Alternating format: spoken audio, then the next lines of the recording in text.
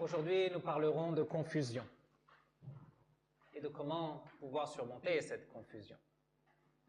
Souvent, la confusion naît lorsqu'on n'a pas toute l'information ou lorsqu'on passe à côté de certains détails de cette information.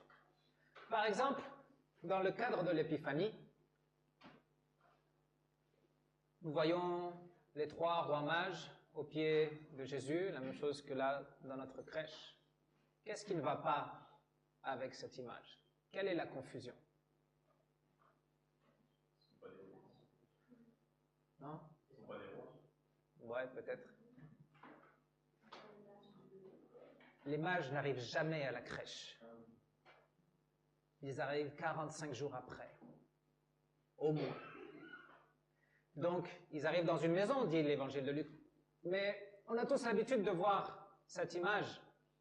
Et pourquoi ça ne nous choque pas? Parce que certains détails nous sont... on est passé à côté de certains détails. Avec le baptême de Jésus, qu'est-ce qui ne va pas dans cette image? Regardez l'autre. Celle-là, elle est bien. Celle-là, elle n'est pas bien. Quelle est la différence? Nous l'avons entendu aujourd'hui dans l'Évangile. Voilà, c'est pas un jeu. Je vais vous donner la bonne réponse. Eh bien, l'Évangile nous dit que Jésus est sorti de l'eau. Il est sorti du fleuve avant que le ciel s'ouvre et l'Esprit descende. On est toujours passé à côté. On a l'habitude de l'image parce qu'on n'a peut-être pas retenu l'information. Et lorsqu'on ne retient pas l'information, c'est là que naît la confusion. Nous allons aborder une nouvelle année. Nous abordons une nouvelle année. Et comment faire pour ne pas être dans la confusion? Parfois, on confond les besoins que nous avons dans notre quotidien. De quoi ai-je besoin? Vraiment, véritablement, dans cette année 2026, de quoi ai-je besoin? L'autre jour, j'ai entendu une personne qui, c'était un rendez-vous, mais elle a appelé son superviseur et a profité pour lui souhaiter la nouvelle année, ils n'avaient pas encore parlé. Et cette personne a souhaité la bonne année et s'est repris pour que ce soit dans le bon ordre. Santé, argent, amour. Dans cet ordre-là. Selon elle, ce sont les besoins pour ce 2026, pour que cette année soit bonne. Santé, argent, amour. Dans cet ordre. Dans la semaine, j'ai pu discuter avec d'autres personnes et pour eux, ce qui était important dans cette année 2026, c'était d'avoir du succès. De voir enfin leur entreprise marcher, avoir du succès, être reconnu, que les affaires commencent à marcher mieux. Pour d'autres, pour cette année 2026, ils espèrent que la famille aille mieux, que pouvoir rencontrer la famille éloignée, pouvoir renouer les liens avec certains membres de la famille qui se sont éloignés. Des besoins pour cette année 2026, afin que cette année 2026 soit bonne. Mais qu'est-ce qui se passe pour les malades? Pour ceux qui n'auront pas la santé? Santé, argent, amour. Si je n'ai que l'amour et l'argent et pas la santé, serait-ce une bonne année? Que dire pour ceux qui vont suivre un traitement pour le cancer durant toute l'année? Que dire à ceux qui sont souffrants? À ceux qui sont près de la mort? Vous n'allez pas avoir une bonne année 2026. Que dire aux orphelins? À ceux qui n'ont pas de famille?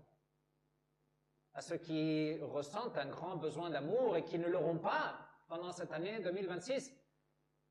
Ce ne sera pas une bonne année pour eux. Je ne peux pas leur souhaiter une bonne année 2026. La même chose pour les veuves, pour les veufs, pour les pauvres, ceux qui n'arrivent pas à boucler la fin du mois, ce ne sera pas une bonne année pour eux parce qu'ils n'ont pas assez d'argent.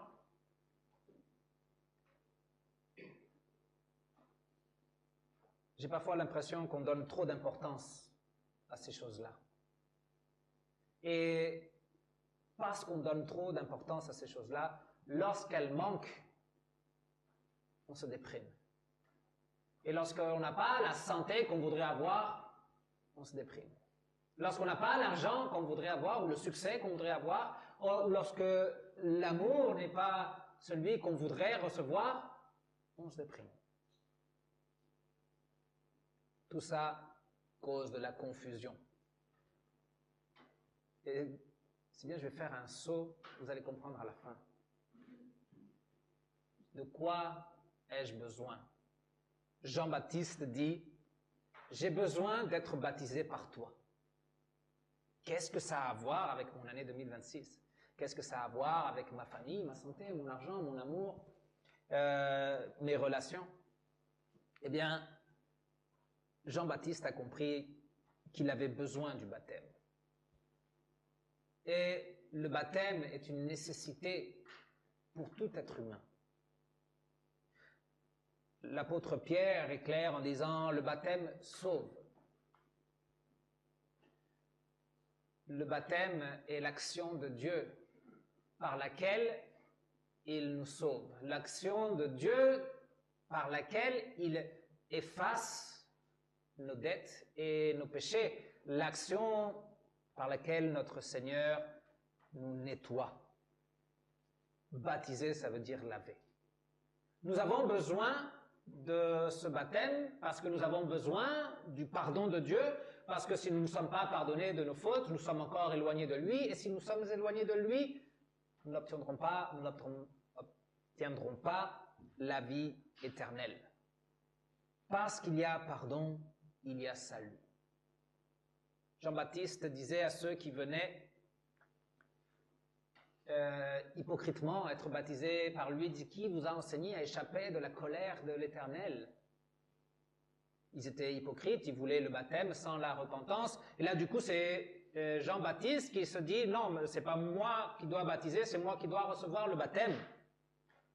Parce que lui, oui, il veut échapper à la colère de Dieu. Il veut échapper à cette colère sincèrement. Il a un besoin.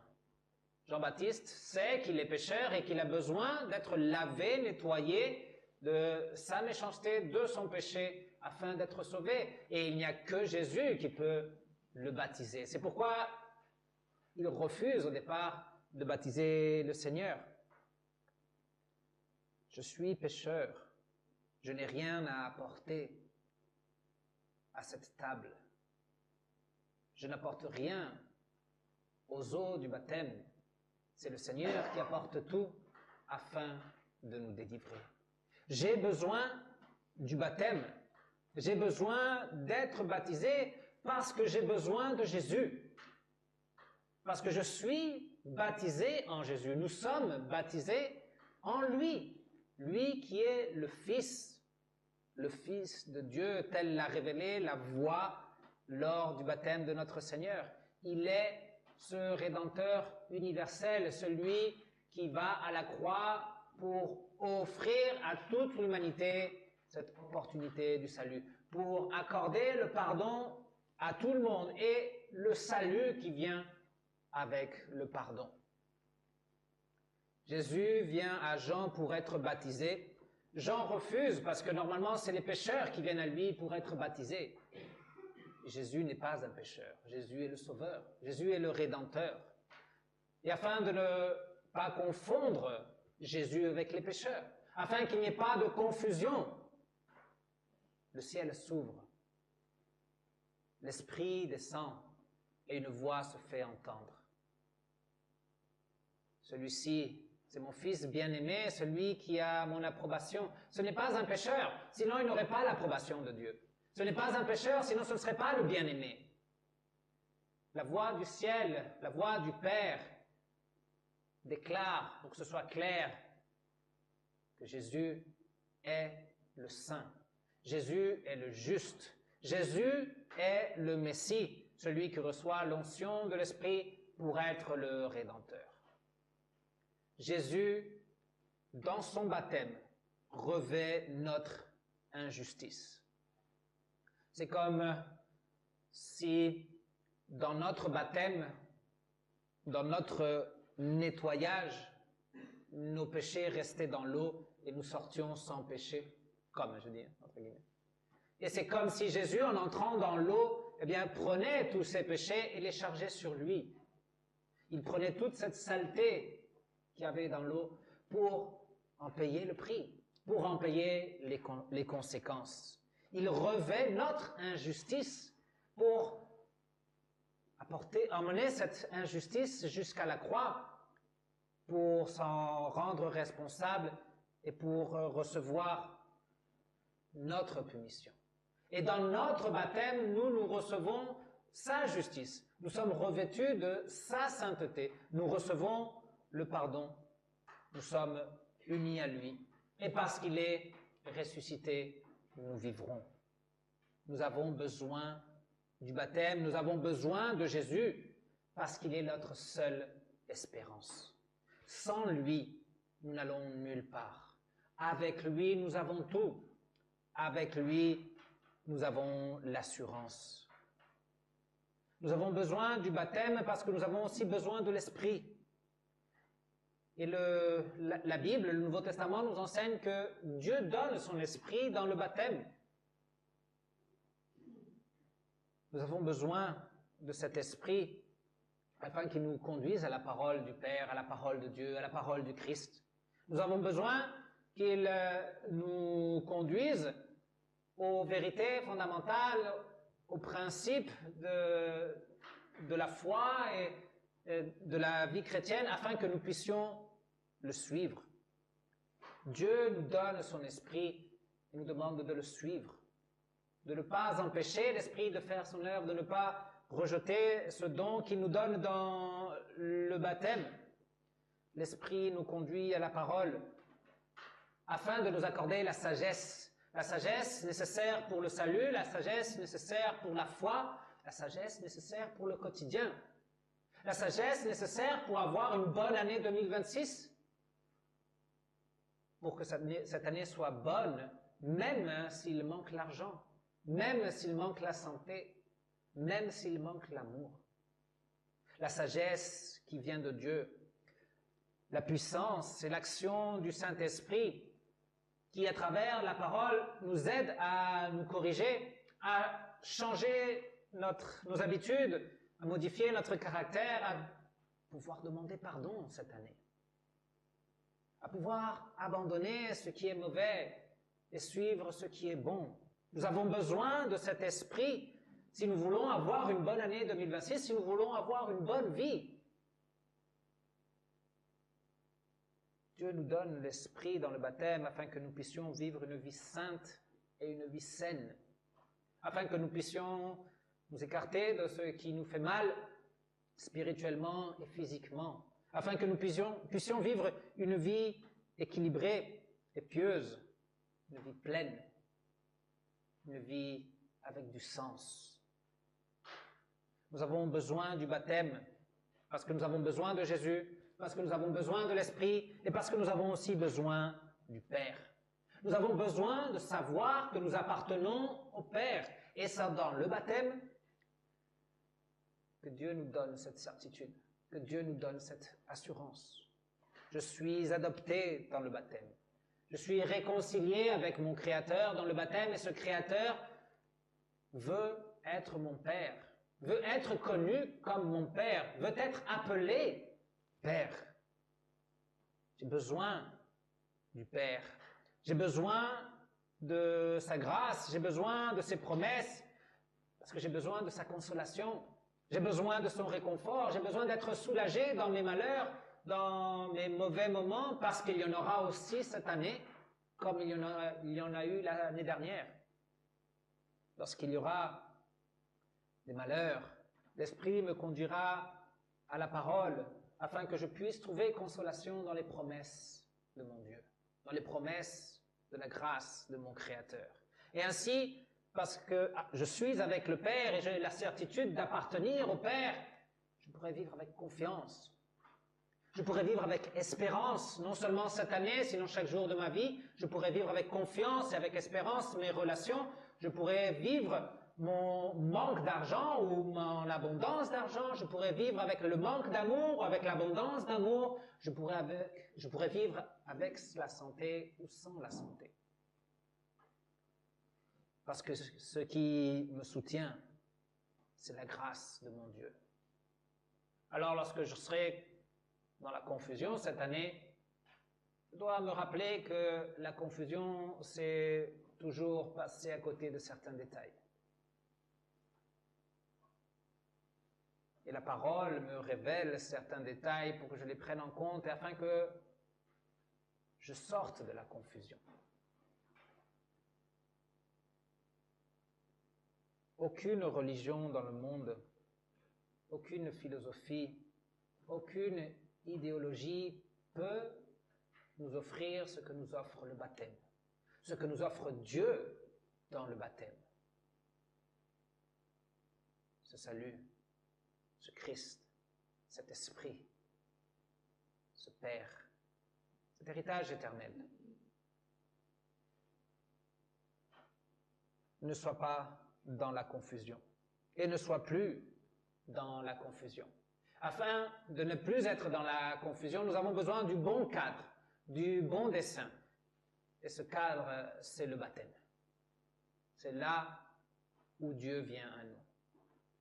Ce n'est pas nous qui allons vers Dieu dans le baptême, c'est Dieu qui vient à nous. C'est Dieu qui se rend présent. C'est Dieu Père, Fils et Saint-Esprit qui viennent pour agir et pour nous sauver, pour nous réconforter, pour nous soutenir. Et si tu n'es pas encore baptisé, et tu le veux, bon, on peut aller chercher de l'eau. Ou on peut s'arranger pour un autre jour. Mais si tu es déjà baptisé, c'est bien, excellent. Mais si tu es déjà baptisé et tu vis dans la confusion, eh bien, le Seigneur te propose l'autre sacrement, la Sainte Seine. Parce que dans la Sainte Seine, Jésus vient confirmer ce qu'il a déjà œuvré dans le baptême. Jésus vient confirmer que nous sommes sauvés, que nous sommes revêtus de sa justice. Par son corps et par son sang, il vient pour ôter toute confusion de notre esprit et nous rappeler que nous sommes enfants du Père, que nous avons été dotés de l'Esprit de Dieu afin de vivre en sagesse, afin de vivre sans confusion, afin de vivre dans le réconfort, afin de vivre dans la consolation, afin de vivre dans la plénitude, afin de vivre avec le sens que Dieu veut donner à notre vie, afin de vivre fidèlement à notre Seigneur. Que la paix de Dieu qui surpasse toute intelligence garde vos cœurs et vos esprits en Jésus et dans ce besoin que vous avez de lui, afin que vous ayez la certitude, l'assurance qu'il vous aime, qu'il vous bénit, qu'il vous pardonne, qu'il vous sauve et qu'il vous soutient à chaque instant de votre vie jusqu'à ce que vous rentriez dans la vie éternelle. Amen.